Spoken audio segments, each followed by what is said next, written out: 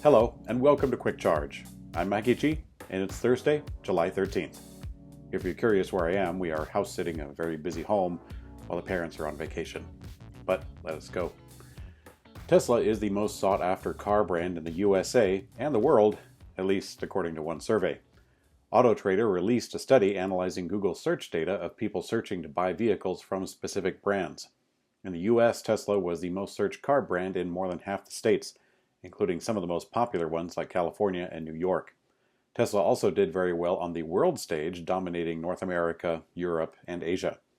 In the USA, Tesla was leading, with Jeep coming in second place, and BMW and Toyota close on its tail.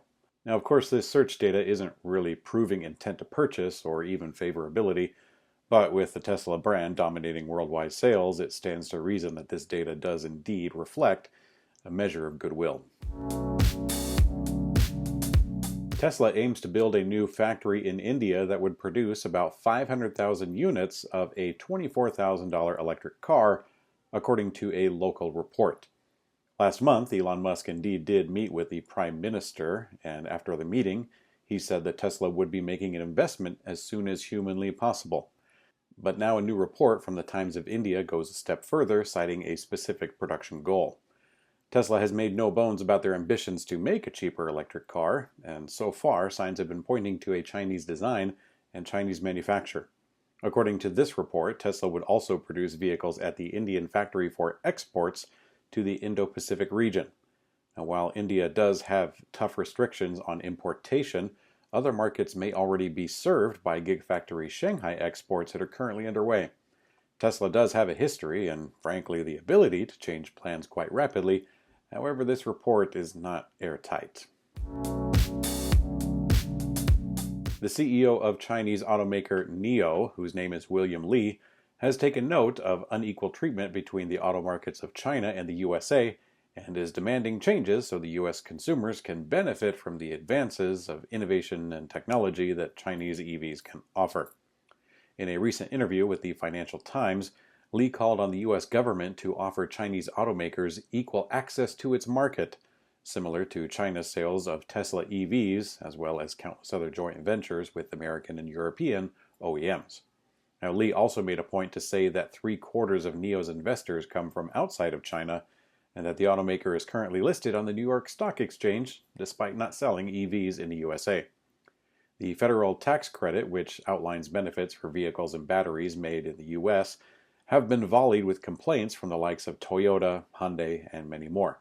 So to see a Chinese automaker complaining of unfair treatment is not surprising in the least, and it's also not new in the least. Since the beginning of recorded taxes, which is the beginning of recorded history itself, unfair treatment has been levied from one group of people to another. And it's the government's board, and we're all just pawns. I don't know, I'm getting a little philosophical. This week's episode is sponsored by Pedego Electric Bikes, America's #1 electric bike retailer. Pedego believes in making e-bikes easy to use and incredibly fun to ride. That's why they offer an extensive selection of over 20 e-bike models, each with endless customization options. No matter your style or preference, Pedego has the perfect bike for you. That includes the Avenue, the company's newest model designed with a classic European look paired with modern features. It has a 500-watt motor, 48-volt battery, and a range of up to 56 miles on a single charge, making it perfect for commuting or leisurely rides around town. The Avenue comes in both a 28-inch classic step-through frame and a 26-inch step-through frame, making it accessible for any rider.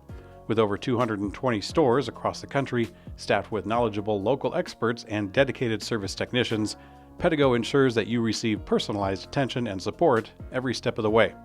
Pedego also offers a 5-year warranty on all e-bikes, which is among the longest on the market right now. In July, Pedego is running an exclusive promotion for Electrek listeners. You can save up to $500 on their bikes, including the newest bike, the Avenue. You can visit pedego.com/electrek to get access, or hit the link in the show notes. Thanks again to Pedego for sponsoring.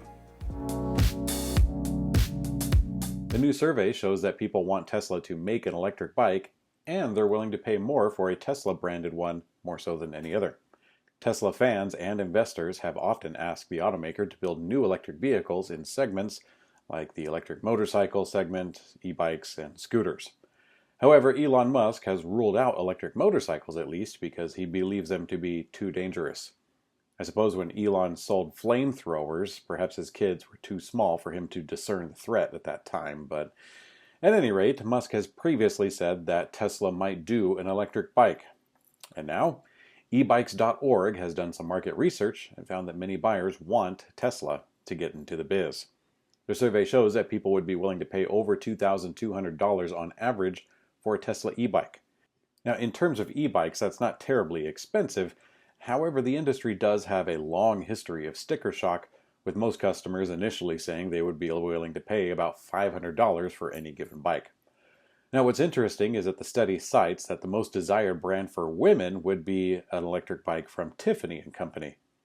Now, if you ask me, a survey of one, I would like to see an electric bike from Taco Bell, because the idea of eating Taco Bell food and then having to ride a bicycle to get somewhere is just a recipe for hilarity. Hilarity? Hilariousness? Something. Solar electric three-wheeled vehicle, the Aptera, is now on their Gamma prototype, and it is overseas right now doing aerodynamic testing in the real world instead of the digital one. The company is confident that when the results come in, the Aptera will have the lowest aerodynamic drag coefficient of any production passenger car. It's not exactly a car, depending on which municipality you're in because of the three wheels. It is largely considered an autocycle, although I believe there are some places, at least in the US, where it might be considered a motorcycle by legal standards. We're kind of getting in the weeds there. In Aptera's previous incarnation, the vehicle supposedly had a drag coefficient of 0.15, but that one never made it to production. Early on, Aptera claimed that this new iteration that they have now would even beat that mark with 0.13. Now, this is highly impressive. However, the more difficult part about their claim is when they say it's the most aerodynamic of any production car. There's a long way to go before they make it to production, and we sincerely wish them the best, because the road for EV startups, especially solar, is fraught with peril. In today's community comment found on YouTube, Lloyd Gray 829 says, "Come on, Mike, where's Joey? Joey did a great job standing in for you. Maybe Joey can do the weekends. He has a great sense of humor. Who came up with the sound between the segments?" Well, thank you very much, Lloyd. I will let Joey know. This has been a very turbulent week, and being sick was certainly fuel on the fire, but regarding the sound, it actually came from a very short snippet of a song called The Church of Eight Wheels, a simple funk track that I use for the beginning and end of each one of these segments.